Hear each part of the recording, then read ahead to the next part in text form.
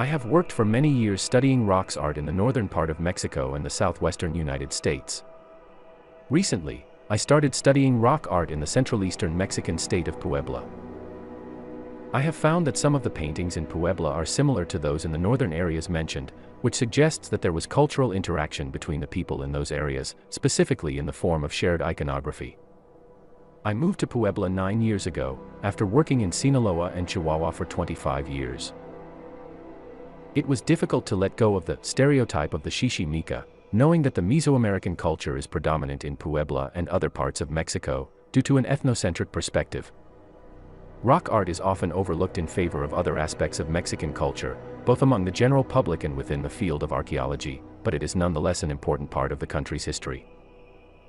Human migration is a process of carrying cultural traits and ideas from one place to another.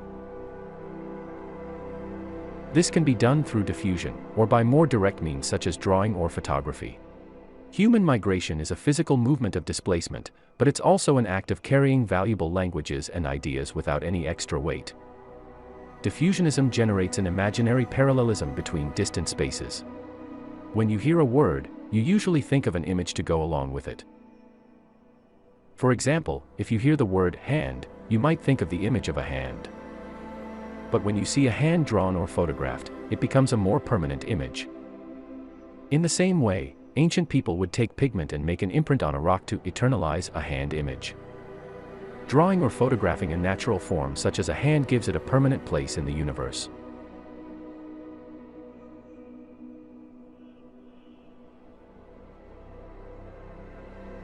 With the experience and information that I have obtained during more than 30 years of researching rock art in various regions of Mexico and the southwest of the United States of America, I have discovered that this material culture is diverse both in time, culturally, and in spaces or regions studied that contain it, but in addition to the fact that it is not uniform, it responds to diverse cosmovisions that are expressed in the cult of the cloud, the rain, the rainbow, to water, land and corn, agriculture, and not only this, it also reflects trends or influences such as, for example, the butterfly hairstyle of the marriageable women of the Hopi group of the southwestern United States of America that is also present in the spaces or Mexican regions of Chihuahua and Puebla.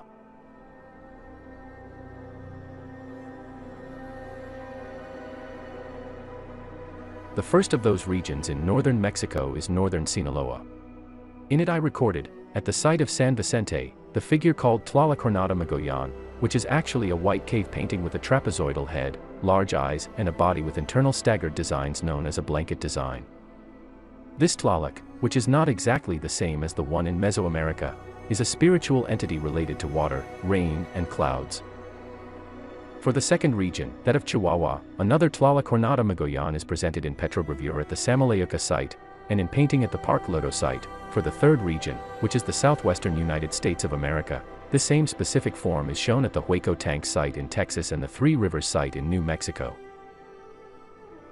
A great discovery in recent years has been this same figure for the fourth region, which is Puebla, and it is particularly the Cueva de los Muñecos in the Sierra Norte of Puebla and the Tejalpa site in the south of the state, both with that sort of spiritual entities expressed in the cultural area of Mesoamerica.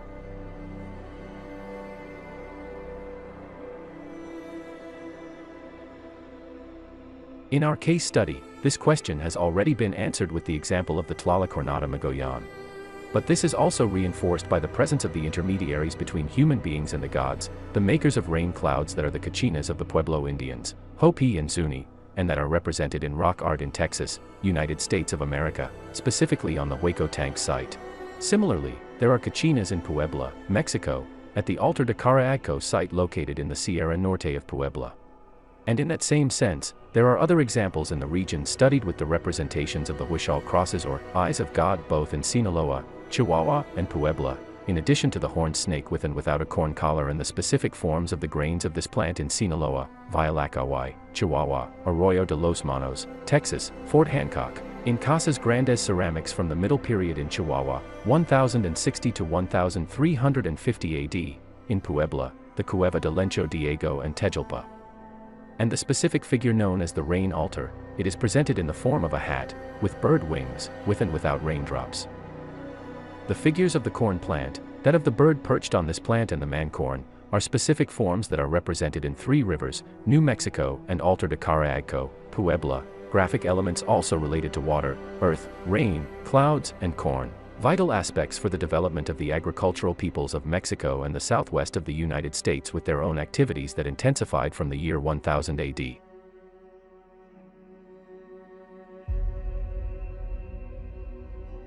Today, studying rock art is very relevant because not only do we come from it, but because it has saved us by bringing us to this precise moment and recreates us on the planet as an intelligent species. The 4 regions that I have studied present a series of very important examples of what has been said. The first is the association between anthropomorphs and zoomorphs with 3 fingers or phalanges and rectilinear or quadrangular figures, such as the sites of Durango, Mexico, Cueva Pinta, border with Chihuahua, Sinaloa, Cerro El Cochi, and Puebla, Tejalpa.